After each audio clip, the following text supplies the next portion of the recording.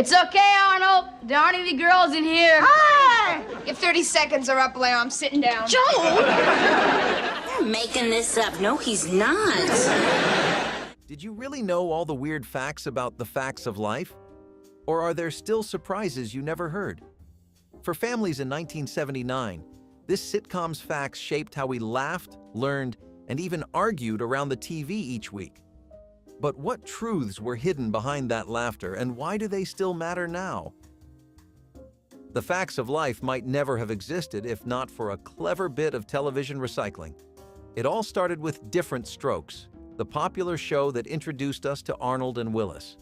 The producers realized that Mrs. Garrett, the housekeeper played by Charlotte Rae, had real potential as a central figure rather than just a background character. To test it out, they created a backdoor pilot episode where Mrs. Garrett leaves the Drummond household to work at an all-girls school. That single experiment ended up becoming the seed for the facts of life. Imagine if that episode had never aired. There would be no Blair, no Tootie, no Joe, and no theme song burned into everyone's memory. Spin-offs were common in television, but few felt as natural as this one. The character already had a loyal following, so the risk was lower than starting from scratch. Still, it was a gamble to center an entire show on a supporting role. When the new series debuted in 1979, some critics doubted it would hold an audience's attention. Yet within a year, the spin-off had outlived predictions and become one of NBC's longest-running sitcoms. That one little side story from Different Strokes was the quiet spark that lit a television classic. The first season of The Facts of Life was almost unrecognizable compared to what the show became later. When it aired in 1979, producers packed the Eastland School with 7 different girls alongside Mrs. Garrett. It sounded great on paper. More personalities, more storylines, more potential laughs. But in practice, it was a little overwhelming. The cast felt crowded, with multiple characters struggling to stand out. Some girls were funny, some were shy, and some were barely given lines at all.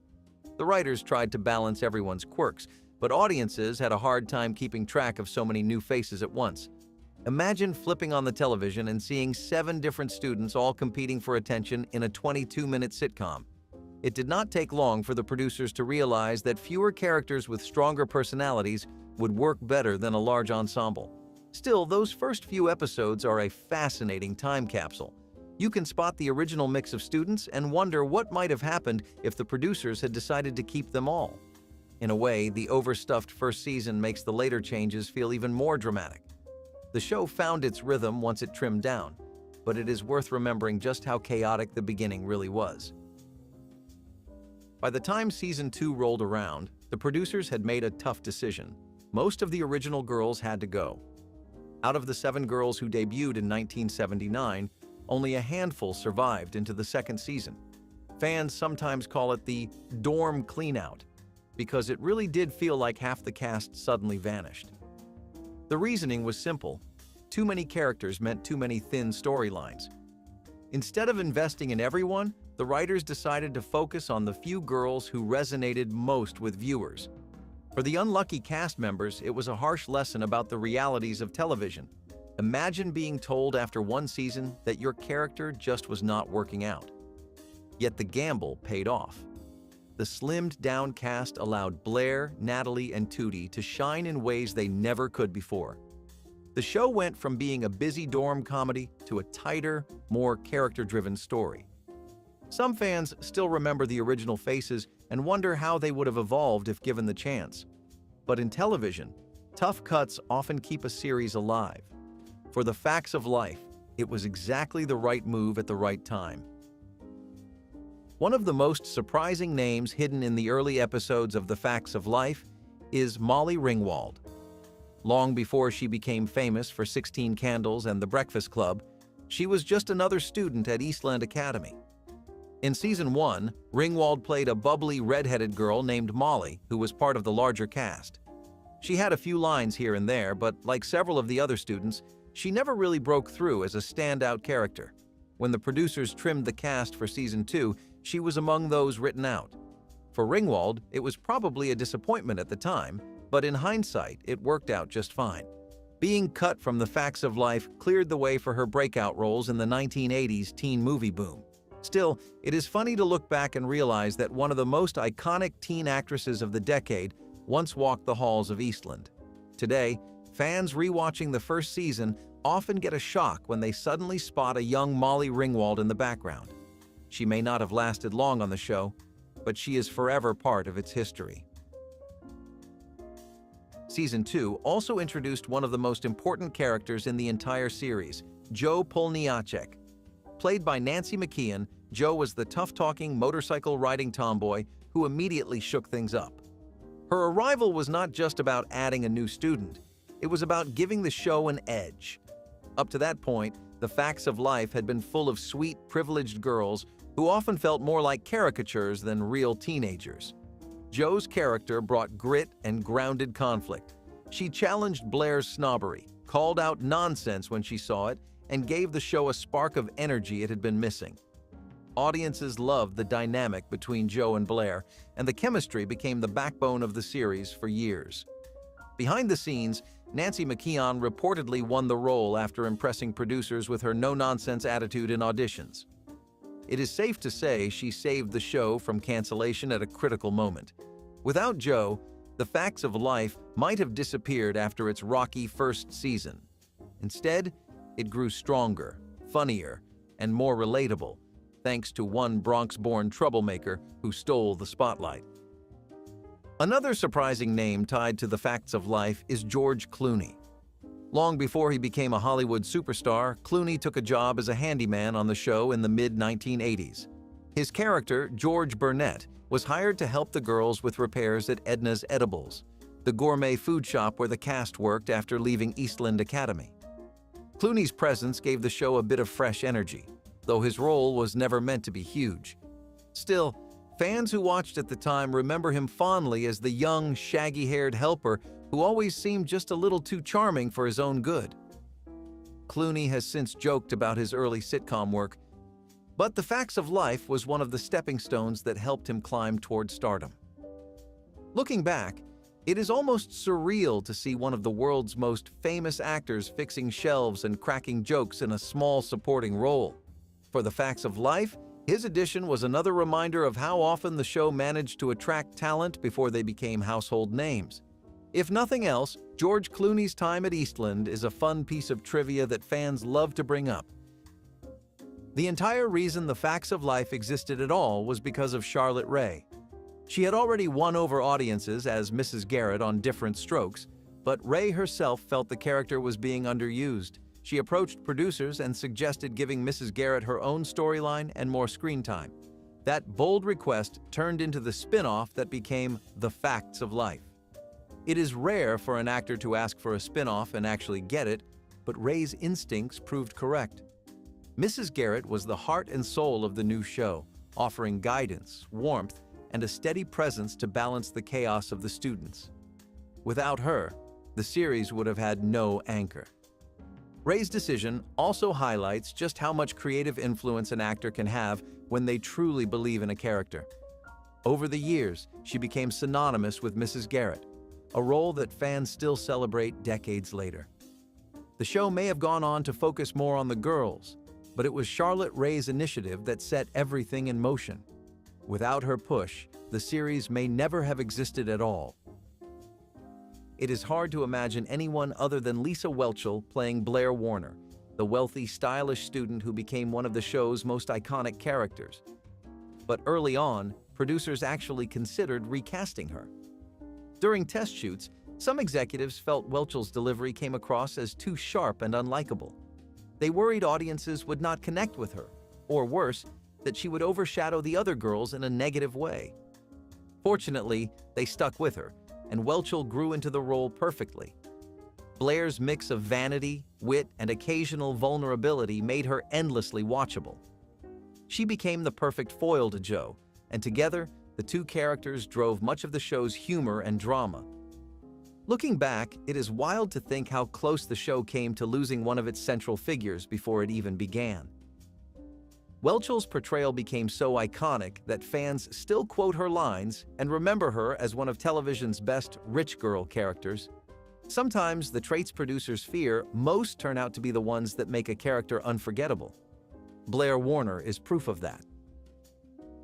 If there is one thing every fan of The Facts of Life remembers, it is the theme song.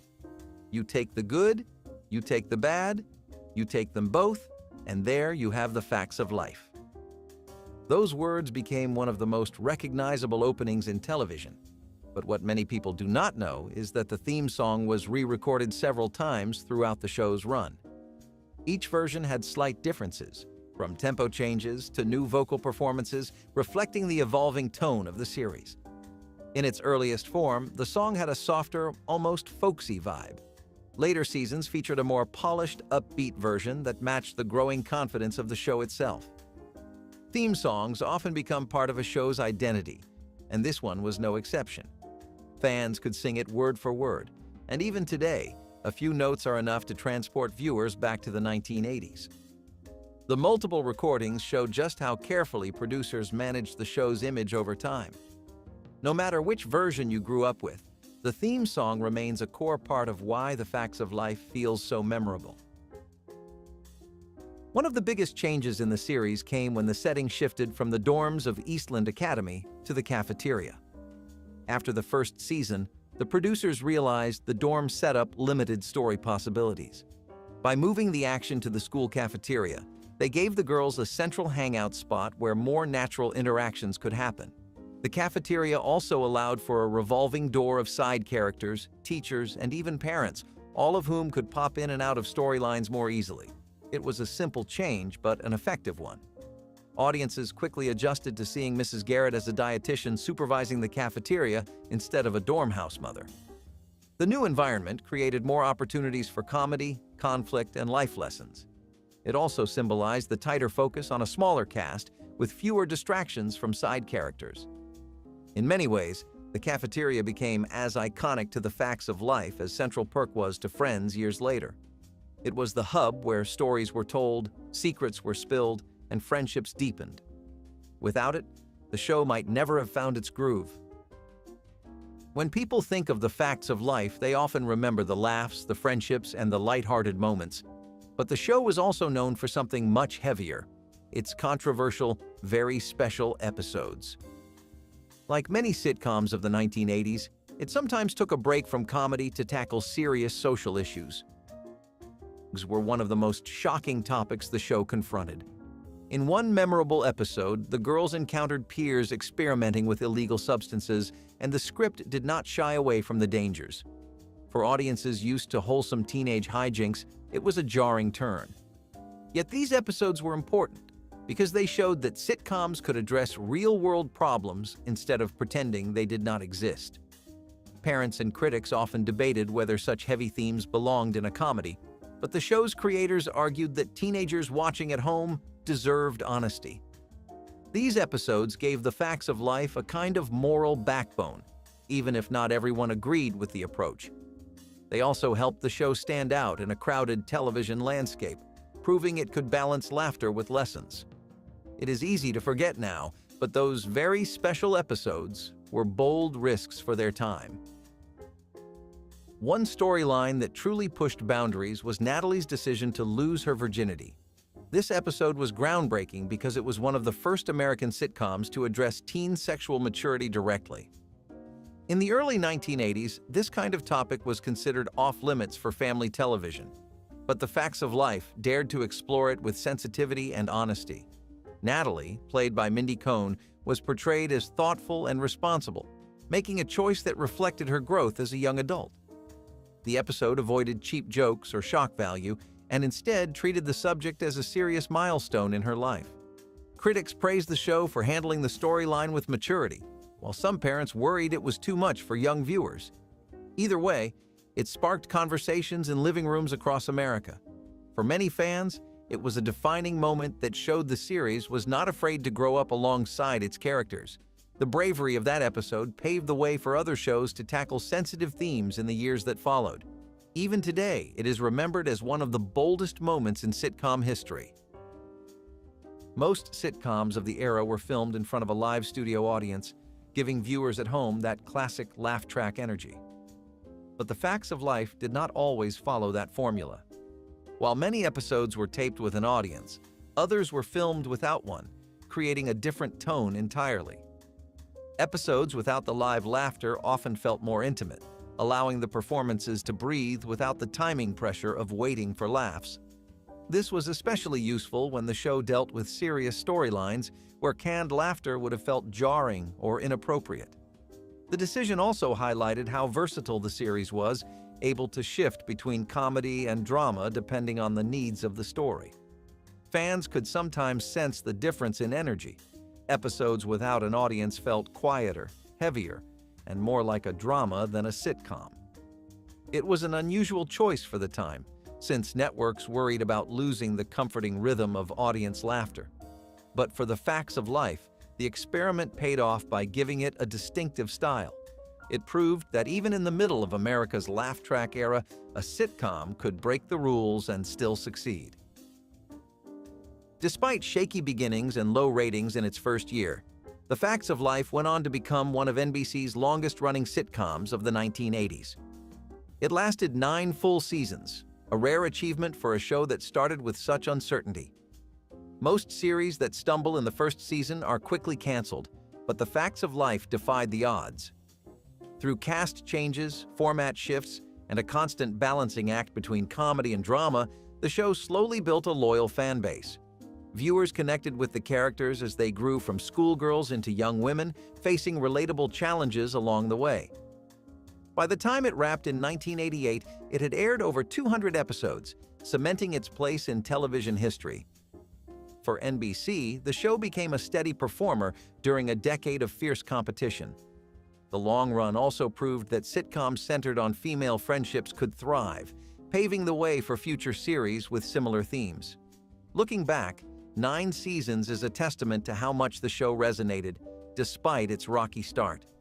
It was a quiet triumph for a show that was never supposed to last. One of the most shocking moments in the show's history came when Charlotte Rae, the beloved actress behind Mrs. Garrett, decided to leave mid-run. Rae had been the heart and soul of the series since its beginning, offering wisdom and warmth to the girls.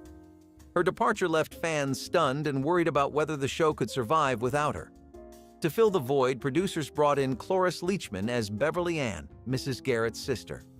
Leachman was a respected actress with an Academy Award to her name, and she brought her own style of humor and guidance to the role. Still, for many fans, it was never quite the same without Rae. The transition symbolized how much the show had changed since its early days. While Leachman eventually settled into the part, the loss of Charlotte Rae marked the end of an era. Her presence had anchored the series, and even though the show continued, it always carried the shadow of her departure.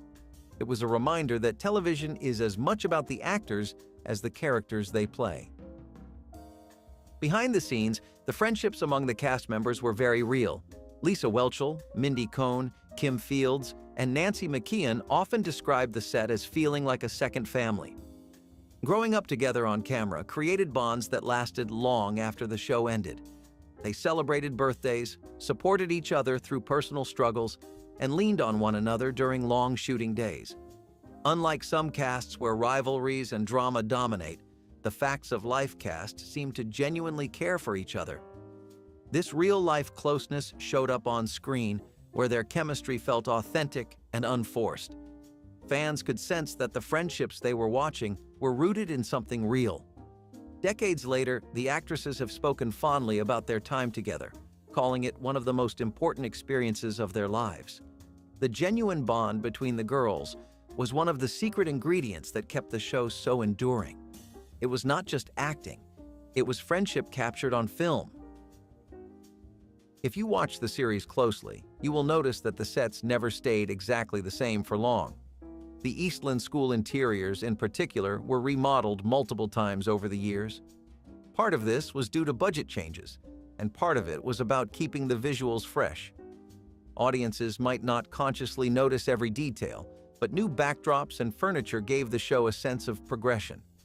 The dorms looked different after the first season, the cafeteria shifted layouts, and later, Edna's Edibles introduced an entirely new setting. Each change reflected where the show was headed narratively and stylistically. In some cases, the adjustments were practical, making filming easier for the crew. In others, they were designed to match the more mature tone of the series as the girls grew older. The shifting sets serve as a reminder that television is always evolving, even behind the scenes. What stayed constant was the heart of the show, the relationships, but the surroundings helped tell the story of change. It is another small but fascinating detail about how carefully the show was managed over its 9-year run. At one point during production, disaster struck when a fire destroyed part of the set. The accident forced the crew to rebuild quickly in order to keep the show on schedule. While no one was hurt, the incident caused chaos behind the scenes. Rebuilding sets is expensive and time-consuming, but the show's popularity meant NBC was willing to foot the bill. Fans watching at home probably had no idea anything had gone wrong, but for the cast and crew, it was a stressful period. The fire also highlighted just how fragile television production can be. Months of work can vanish overnight in a single accident. Despite the setback, the team pulled together and got the show back on track. In some ways, the quick recovery demonstrated the resilience of everyone involved. For a series that already had its share of challenges, the fire was just another obstacle to overcome. The fact that viewers never noticed a gap is a credit to how smoothly the crew handled the crisis. The Facts of Life may seem like it was always destined for success, but the truth is, the network nearly canceled it twice. In its first season, the crowded cast and uneven storylines left ratings unimpressive.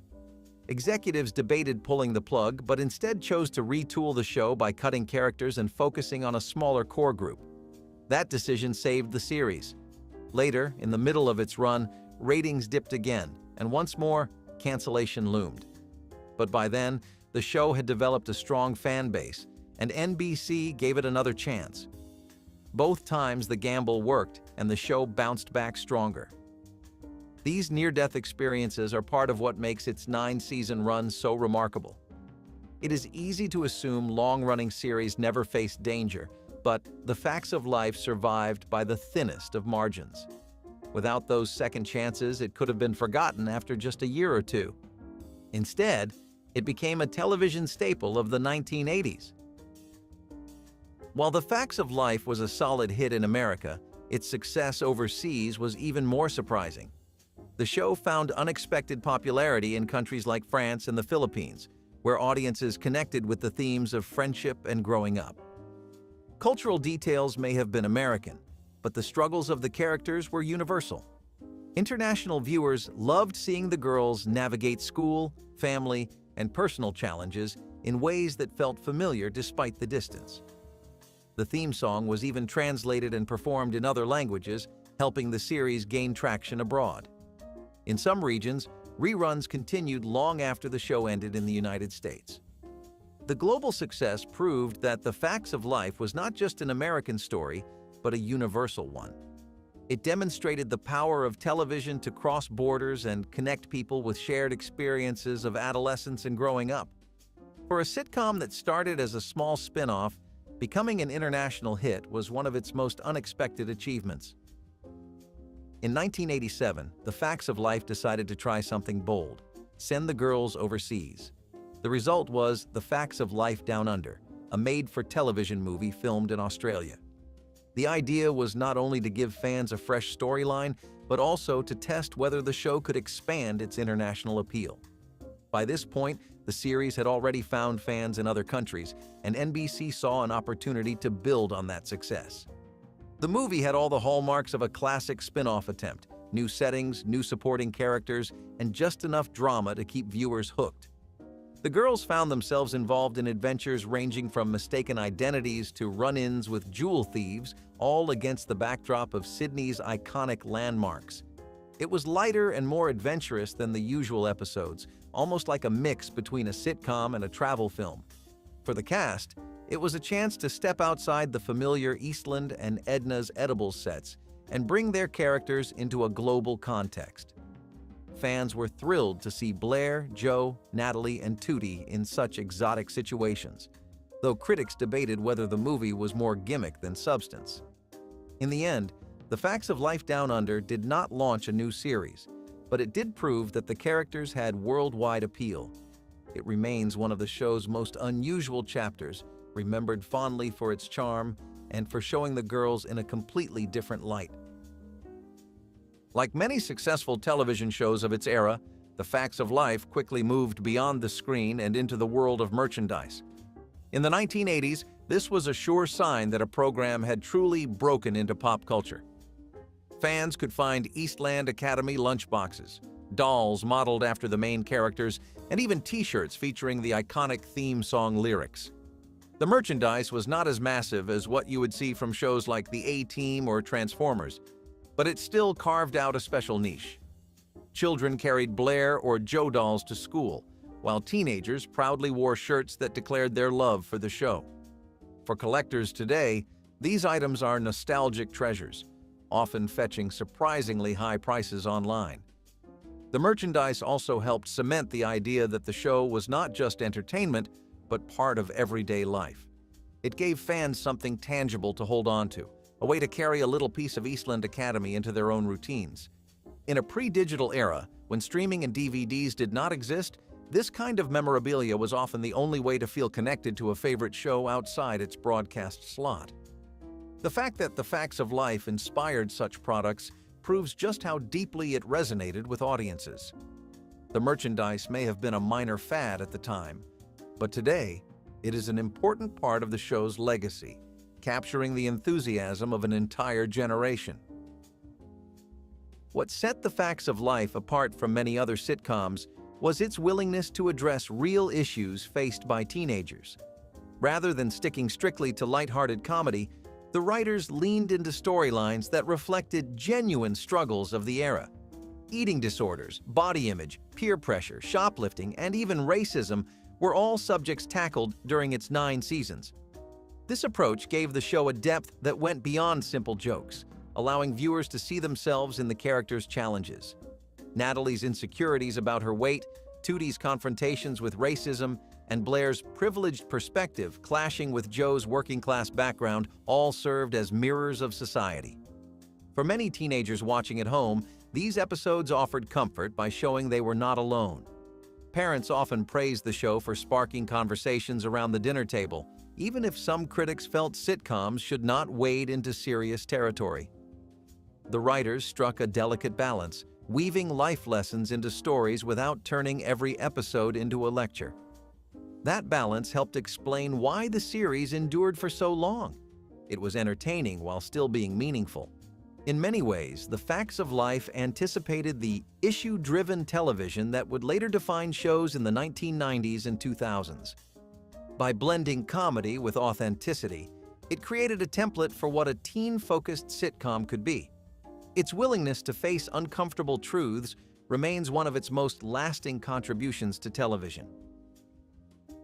By the 1990s, The Facts of Life had been off the air for a few years, but its popularity had not completely faded. In fact, nostalgia for the show led to the production of reunion movies that brought the cast back together.